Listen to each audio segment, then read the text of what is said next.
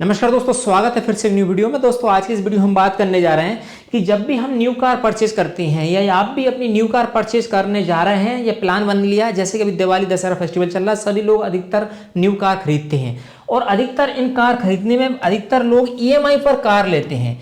तो आज की इस वीडियो में हम आपको बताएंगे ईएमआई कैलकुलेशन किस तरीके से की जाती है, या आप जो कार फाइनेंस करा ले रहे हैं उसमें 8 से 10 लाख रुपए यदि आप लोन ले रहे हैं, ईएमआई करवा रहे हैं, तो उसका रेट ऑफ इंटरेस्ट कितना लगेगा, तब कितनी ईएमआई हमारी मंथली हमको पे करना पड़ेगी। अक्सर लोग ईएमआई जो लेते हैं वो 4 साल से लेकर 7 साल की टेन्यू के बीच में ईएमआई बनवा लेते हैं। तो इस वीडियो में आप खुद भी कैलकुलेट करना सीख जाएंगे। जब आप अपनी कार के लिए लेने जाएंगे, आप किसी एजेंट से बात करते हैं या किसी जो फाइनेंशियर से मिलते हैं, फाइनेंस कंपनी से बात करते हैं, तो वो आपको ईएमआई बताती है कि भाई इतना ईएमआई लगी, तो उसको आप खुद भी सेल्फ कैलकुलेट कर सकते हैं कि भाई मैं जो कार ले रहा हूँ उस पर 8 से 10 लाख रुपए लोन ले रहा हूँ, 4 साल ले रहा हूँ, 5, 6, 7 जो भी साल आप ले रहे हैं उसके लिए कितनी ईएमआई मुझे बनने वाली है। तो ये अपनी फाइनेंशियल प्लानिंग या बजट का पहले ही आप प्लानिंग कर सकते हैं। उसके लिए आपको एक गूगल में सर्च करना पड़ेगा, यहाँ पे car EMI calculator, EMI calculator, बस इतना आप सर्च करेंगे, खुद ही इसमें कैलकुलेट करना सीख जाएंगे आप, और इसको सर्च कर दें आप।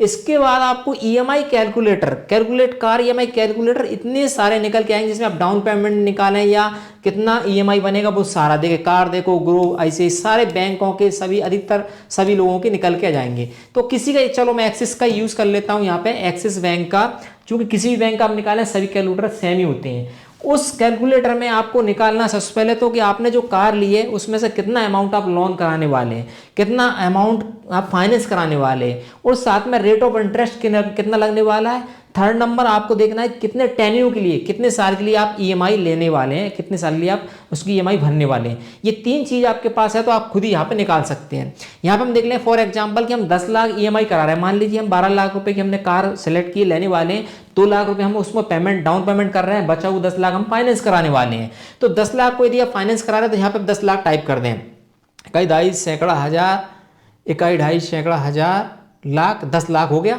अब यहाँ पे आपको ये मालूम कर लेना आपने फाइनेंसर से, या जो कंपनी फाइनेंस कर रही है, भाई रेट ऑफ इंटरेस्ट कितना लगने वाला है।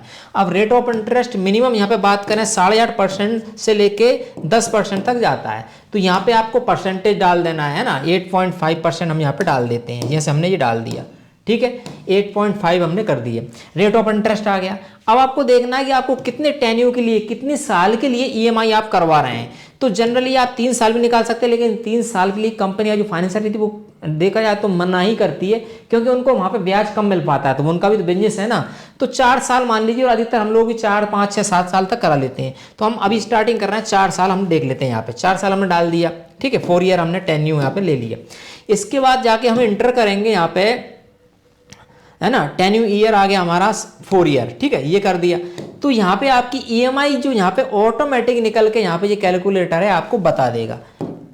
यहाँ पे आप देख सकते हैं एक्यूमुलेटेड मंथली इंस्टॉलमेंट ईएमआई 24,065 नहीं, ये यहाँ पे आपका जो है क्या बोलते हैं, यहाँ पे आपका 1 लाख, ये 10 लाख करना है इसको, है ना, ये 10 लाख हम करेंगे, ये हो गया 24,648 रुपए आपको मंथली ईएमआई पड़ेगी, जब आप जो है 8.5% की रेट ऑफ इंटरेस्ट से ब्याज पर आप ईएमआई बनवाएंगे 4 साल के लिए। अब आपको यहाँ पे देखना, आप बोलोगे सर मेरा तो 5 साल का है, 6 साल का है, रेट ऑफ इंटरेस्ट है अलग है, तो यहाँ पे आप अमाउंट चेंज कर दें ईएमआई कैलकुलेटर में, यहाँ पे आप रेट ऑफ इंटरेस्ट चेंज कर दें, यहाँ पे आप ईयर चेंज कर दें, तो आपको ऑटोमेटिक ईएमआई कैलकुलेट होकर यहाँ पे सामने आ जाएगी। इस तरीके से ईएमआई कैलकुलेट आप अपनी कर सकते हैं। तो मैंने देखा यहाँ पे अलग अलग कर रखी, 8.5% की ये 5 साल के लिए, है ना, 8.5% की आप यदि यहाँ पे 6 साल कर देंगे तो 6 ईयर के लिए और कम ईएमआई जाएगी आपकी 17,700, और यदि आप लास्ट में 7 साल अधिकतम लेते हैं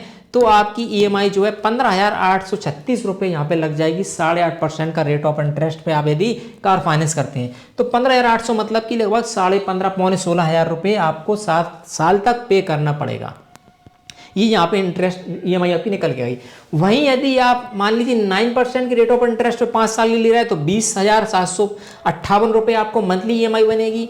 वहीं यदि आप 9.5 पे ले रहे हैं तो 21,002 रुपये आपको 5 साल ईएमआई बनेगी। और वहीं आप 10% पे ले रहे हैं तो 21,200 आपको EMI बनेगी 10% EMI, और वहीं आप 10.5% तो यहाँ पे परसेंट बढ़ाएं, साल बढ़ाएं, आपका EMI निकल ही आएगी।